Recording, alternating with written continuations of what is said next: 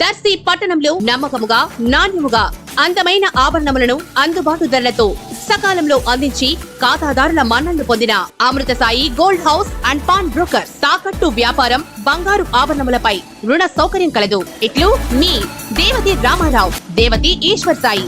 Amrutha Sai gold house and pawn brokers, గడియార స్తంభం వద్ద, కురిచేడు రోడ్, దర్శి.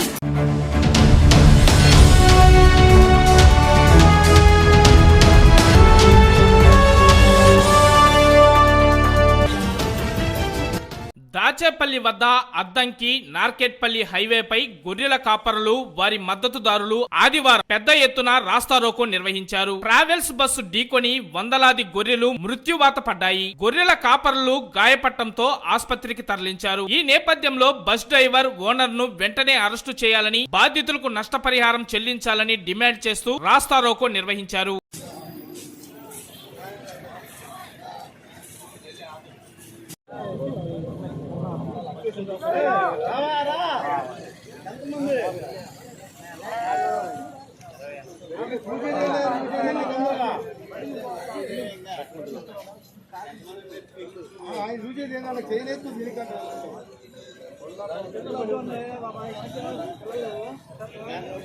తెలంగాణ రాష్ట్రం నుంచి ఆంధ్రప్రదేశ్ రాష్ట్రంలోకి పొట్టకూటి కోసం జీవాల పెంపకందారులైనటువంటి మా యాదవ్ సోదరులు మాదనపాడు గ్రామానికి వలస వస్తున్న సందర్భంలో ఈ యొక్క మార్కెట్ యార్డు దగ్గర ఉన్నటువంటి హైవే మీద, నేషనల్ హైవే మీద దాదాపు 250 గొర్రెలను పోపు ఇద్దరు మనుషులు కూడా చంపేటటువంటి దుర్మార్గమైన యాక్సిడెంట్ చేసింది ఈ బస్సు. ఒకసారి బస్సును కూడా చూడండి.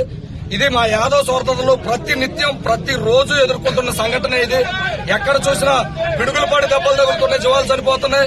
లారీలు గుద్దుతున్నారు, బస్సులు గుద్దుతున్నారు, మోటార్ సైకిల్ గుద్దుకొని కనీసం గుద్దుకొని వెళ్ళిపోవటమే గానీ ఆపి వాళ్ళకి పరిహారం ఇవ్వడం గానీ, లేకపోతే వాళ్ళు చచ్చారా బతికారని పరామర్శించడం గానీ చేయటం లేదు.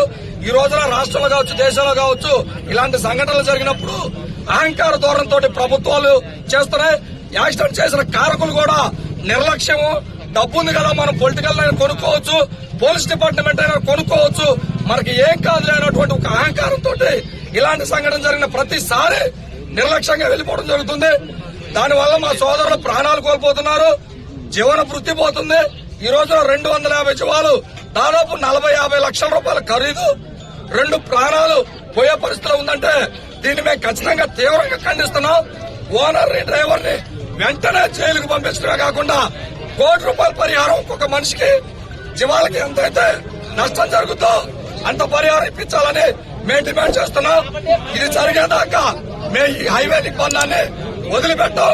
తక్షణమే ఇక్కడికి ప్రభుత్వం నష్టం చేసిన వారు దిగొచ్చి రావాలి. దిగొచ్చినాక మేము ఇక్కడి నుంచి కదలాలని గట్టిగా చెప్తున్నాం.